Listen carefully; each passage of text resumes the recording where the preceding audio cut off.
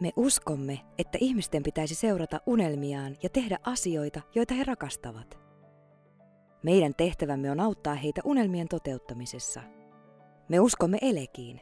Hän on Budapestin paras puuseppä ja suoranainen taiteilija sahan kanssa. Meidän tehtävämme on huolehtia, että Elekille maksetaan hänen poikkeuksellisista lahjoistaan. Me uskomme hyvään kahviin, rakkaudella paahdettuun ja hymyn kanssa tarjoiltuun. Juuri sellaista kahvia saat Richardilta, tukholmalaisesta kulmakuppilasta. Meidän tehtävämme on auttaa hallitsemaan riskejä, kun hänen yrityksensä kasvaa. Me uskomme, että Kristan pitäisi saada nukkua yönsä hyvin. Hän on talousjohtaja suuressa yhtiössä, jonka nimen sinäkin varmasti tunnet. Meidän tehtävämme on huolehtia, etteivät kassavirtapainajaiset häiritse Kristan unta. Me uskomme, että autokorjaajien pitäisi viettää päivät autoja korjaten.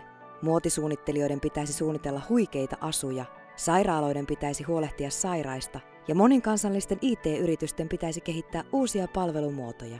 Me uskomme, että yritysten pitäisi voida keskittyä siihen, mitä ne tekevät parhaiten, ei siihen, että saavat työstään maksun. Oli yrityksesi sitten Vodafone, Erste Bank, E.ON tai Camillan Caterin yritys, me autamme.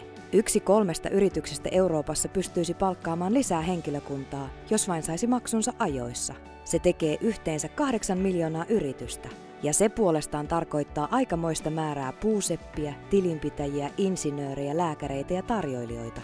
Meitä intrumlaisia on tänä päivänä 3800. Me autamme 75 000 erikokoista yritystä ja yhteisöä 20 maassa heidän päivittäisessä toiminnassaan. Meidän tehtävämme on auttaa heitä keskittymään omiin töihinsä.